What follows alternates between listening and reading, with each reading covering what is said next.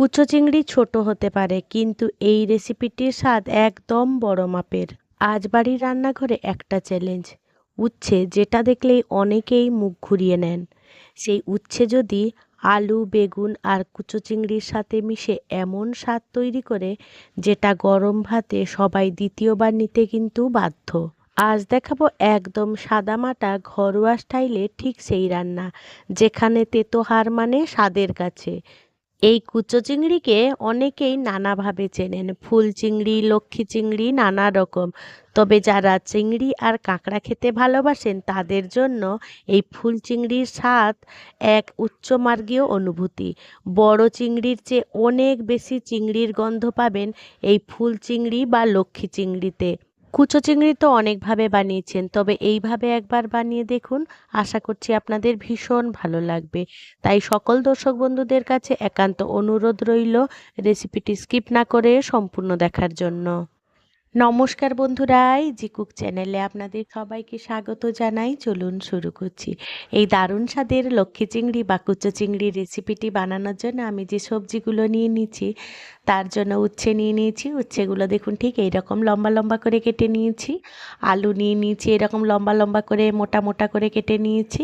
আর বেগুনগুলো এরকম লম্বা লম্বা করে কেটে নিয়েছি। তবে আলু বেগুন সম পরিমাণে রাখবেন, এই পরিমাণ থেকে উচ্ছেটা একটু কম রাখবেন। আপনাদের পরিমাণ মতন আপনারা সবজিগুলোর পরিমাণটা বাড়িয়ে বা কমিয়ে নেবেন।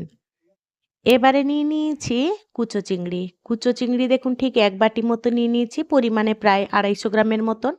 এবারে রান্নার জন্য গ্যাসের কাছে চলে এলাম। গ্যাসে কড়াই বসিয়ে দিলাম। কড়াইটা বেশ গরম হয়ে গেলে তাতে পরিমাণ মতন সর্ষের তেল দিয়ে দেবো। এই 1 চামচের মতন দিলাম। তেলটা বেশ ভালো করে গরম হয়ে গেলে একটু নাড়াচাড়া করে নেব।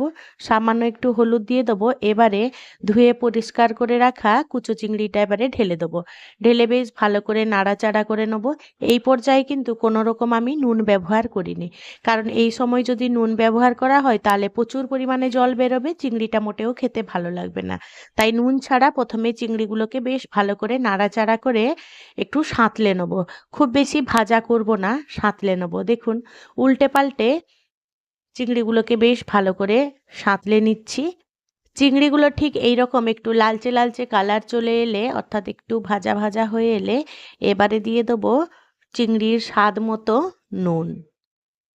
আমার এই রেসিপিটি যদি কোনো নতুন বন্ধু ইউটিউব থেকে দেখে থাকেন, তাহলে আমার এই ক্ষুদ্র চ্যানেলটিকে সাবস্ক্রাইব করে আমার পাশে থাকার জন্য অনুরোধ করছি।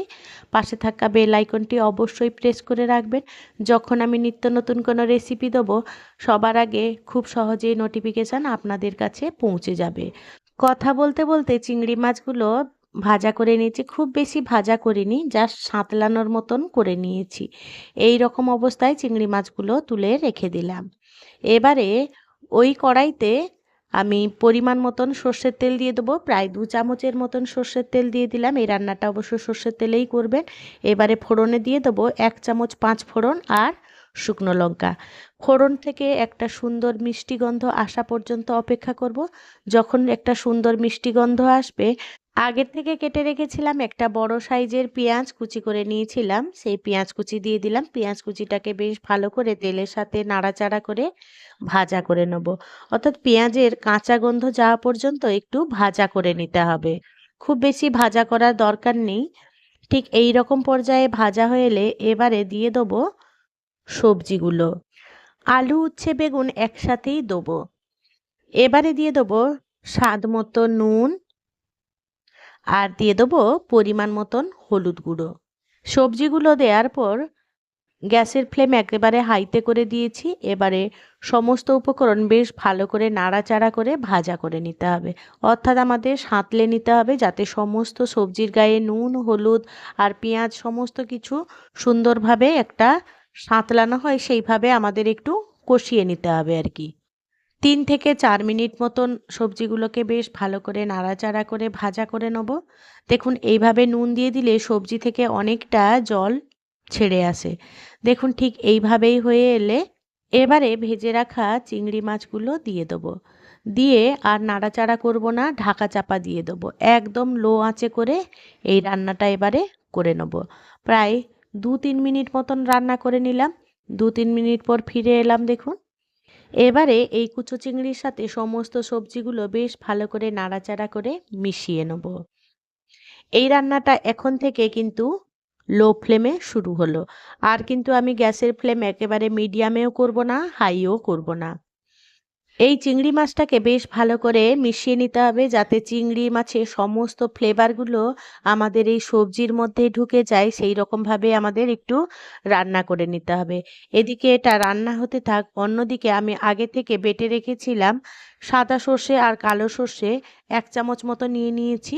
এই সর্ষে বাটার সাথে সামান্য একটু জল দিয়ে দেবো, যাতে সর্ষেটা সমস্ত সবজির গায়ে লেগে যায়। তাই জন্য এইটা অবশ্যই করতে হবে। আপনারা জল দিয়েও বেটে নিতে পারেন, তবে এই সর্ষেটা আমি আগে থেকেই বেটে রেখেছিলাম। এবারে দেখুন এই সর্ষের জলটা এবারে এই মাছের উপরে ঢেলে দেবো। ঢেলে বেশ ভালো করে নাড়াচাড়া করে মিশিয়ে নেব। এই রকম পর্যায়ে আর কোনো রকম আমরা জল ব্যবহার করব না। একেবারে লো আঁচে করে এই রান্নাটা হবে। তাতে এই কুচো চিংড়ির ফ্লেভার, সর্ষে বাটার ফ্লেভার সমস্ত কিছু এই সবজি রান্নাটার মধ্যেই ছড়িয়ে যাবে। এবারে দিয়ে দেবো 1 চামচ কাশ্মীরি লাল লঙ্কা গুঁড়ো। তাতেই তরকারি কালারটা খুব ভীষণই ভালো আসবে। এবারে লঙ্কা গুঁড়োটা দিয়ে বেশ ভালো করে নাড়াচাড়া করে মিশিয়ে নেব। এই পর্যায়ে কিন্তু গ্যাসের ফ্লেম অবশ্যই লোতে আছে। এই চচ্চড়িটা অবশ্যই লো আঁচে করে রান্না করতে হবে, তাতে সবজিগুলো সুন্দরভাবে সেদ্ধ হবে অথচ গলে যাবে না। আর উচ্ছেটা যদি বেশি সেদ্ধ হয়ে যায় তাহলে তরকারিটা অবশ্যই তেতো লাগবে। তাই এই পর্যায়ে উচ্ছেগুলো যাতে বেশি গলে না যায় সেদিকে খেয়াল রেখে কিন্তু রান্নাটা করবেন। এবারে আমি দিয়ে দেবো 3-4টে কাঁচা লঙ্কা চেরা। ঝালটা অবশ্য আপনাদের স্বাদের মতন আপনারা বাড়িয়ে বা কমিয়ে নেবেন। এবারে কাঁচা লঙ্কাগুলো দিয়ে বেশ ভালো করে নাড়াচাড়া করে রান্না করে নেব। যতক্ষণ না সমস্ত সবজি সুন্দরভাবে সেদ্ধ হচ্ছে ততক্ষণ কিন্তু আমাদের সমানেই নাড়াচাড়া করে রান্না করতে হবে। এই চচ্চড়ি রান্নাটা অবশ্য আমাদের গ্রামের বাড়িতে আমার ঠাকুমার কাছ থেকে শেখা। আমার পরিবারের প্রত্যেকটা সদস্য কিন্তু এই পদটা দিয়ে ভীষণ তৃপ্তি করে দুপুরবেলা ভাতটা খান। তাই আপনাদের কাছে অনুরোধ রইল, এইভাবে কুচো চিংড়ির চচ্চড়িটা অবশ্যই বানিয়ে দেখবেন। একবার বানালে কিন্তু মনে থাকবে এই কুচো চিংড়ির চচ্চড়ির স্বাদটা। এটা এতটাই টেস্টি হয় যে আপনি একবার না বানালে বুঝতেই পারবেন না যে এটা কতটাই টেস্টি হয়। চচ্চড়িটা যাতে শুকনো শুকনো হয় ততক্ষণ কিন্তু আমাদের সমানেই নাড়াচাড়া করতে হবে। আর এখানে অবশ্যই খেয়াল রাখতে হবে যাতে কড়াইতে লেগে না যায়। এই বিষয়ে অবশ্যই একটু খেয়াল রেখে নাড়াচাড়া করতে হবে। যদিও এই চচ্চড়িটা একটু সময় সাপেক্ষ, তাও দেখুন সবজিগুলো সুন্দরভাবে সেদ্ধ হয়ে গেছে আর চচ্চড়িটা সুন্দরভাবে রেডি হয়ে গেছে। আপনারা যদি এরকম কুচো চিংড়ির চচ্চড়ি না খেয়ে থাকেন তাহলে অবশ্যই একবার বানাবেন আমার মতন করে, আর বানিয়ে বলে যাবেন খেয়ে আপনাদের কেমন লাগলো। সবজিগুলো দেখুন একেবারে সেদ্ধ হয়ে গেছে কিন্তু একেবারে গলে যায়নি। এই রকম অবস্থায় আমাদের গ্যাসের ফ্লেম অফ করে দিতে হবে। আর দেখুন চিংড়ি মাছগুলো বেশ সুন্দরভাবে সবজির গায়ে লেগে ধরেছে। প্রত্যেকটা সবজিতে আপনি যখনই কামড় দেবেন তখনই এই চিংড়ি মাছের স্বাদ উপভোগ করতে পারবেন। দেখুন কতটা সুন্দর আর কতটা লোভনীয় হয়েছে এই কুচো চিংড়ি, উচ্ছে, আলু, বেগুনের চচ্চড়ি। এবারে আমি পরিবেশন করে নিচ্ছি। আমি আমার মতন করে পরিবেশন করে নিচ্ছি, আপনাদের পছন্দ মতন পরিবেশন করে নেবেন। বন্ধুরা, আজকে আমার এই রেসিপিটি কেমন লাগলো সেটা কিন্তু কমেন্টে জানাতে একেবারেই ভুলবেন না। যদি কোনো অংশে একটুও ভালো লেগে থাকে তাহলে ছোট্ট একটা লাইক করে দেবেন। আপনাদের এই ছোট্ট ছোট্ট লাইক আমাকে অনেক ইন্সপায়ার করে নিত্য নতুন রেসিপি বানানোর জন্য। আর যদি খুব বেশি ভালো লেগে থাকে বন্ধু বান্ধব কিংবা প্রিয়জনদের সাথে শেয়ার করে তাদেরও দেখার সুযোগ করে দেবেন। আমার সকল বন্ধুদেরকে জানাই অসংখ্য অসংখ্য ধন্যবাদ এতক্ষণ আমার পাশে থেকে সাথে থেকে আমার এই রেসিপিটি দেখার জন্য।